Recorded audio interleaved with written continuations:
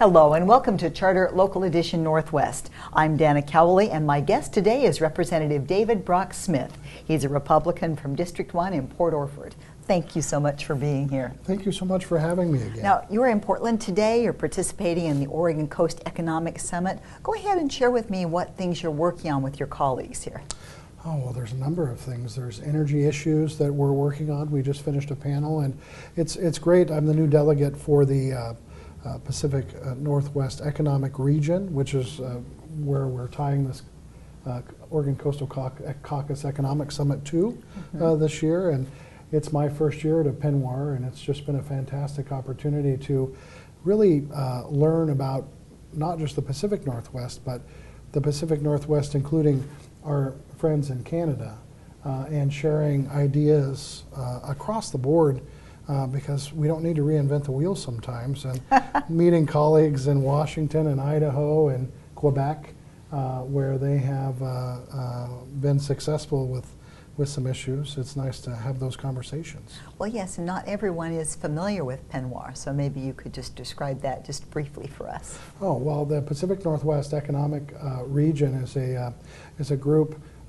from Alaska to Oregon, Idaho, and Washington, and all in between, where we have elected leaders and industries come together and really move economic development for our region, not just here locally, but abroad. And so it's just been a fantastic opportunity to meet these folks and work on a myriad of issues, from agriculture and energy to economic development and trade. So it's just been a really good conference so far. Well, you're meeting a lot of amazing people in positions of authority, and you mentioned that, you know, it doesn't pay to reinvent the wheel. What contacts have you made so far, and what things have you discovered that you might be able to take back and help your constituents with? Oh, well, I'm also the delegate for the Oregon-China Sister States Relations Council. And so if you remember when we talked before, a few years ago, we were able to get the phytosanitary certification change for our cranberry, blueberry, strawberry, and cherry industries in Oregon, which is a $208 million market. And we got that change throughout the USDA.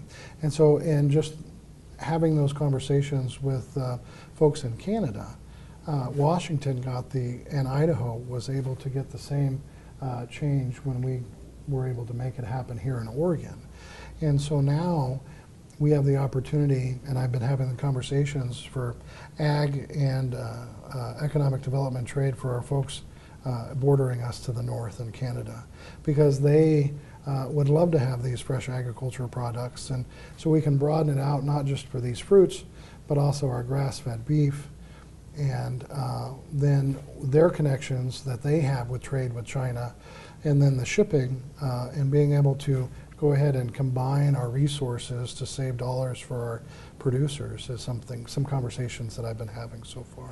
Well, you know, that's one thing I learned from all my years in news is most people don't understand how complicated and expensive and sometimes unfairly restrictive international trade really is. It is indeed. That we have tariffs, other companies have tariffs, sometimes free trade agreements are not always fully honored, and that can become very restrictive and sometimes actually quite devastating for certain farmers at certain times. Indeed. And I know that can impact people where you live. Well, I come from a fishing, forestry, farming, ranching, and tourism driven economy in my district, and forestry has been going by the wayside over the last decades, and but farming is still holding on. Cranberry production is up since we were able to get the USDA change, because a lot of these families invested their whole lives into converting their farms into the cranberry market, and back in the 90s and early 2000s, and then the price, of course, has been falling off. So it's these type of connections with county commissioners from around the state, legislators from around the state, legislators from Washington and Idaho, and the parliamentary folks from Canada and their positions. Just being able to go through these different sections, it's quite the grind.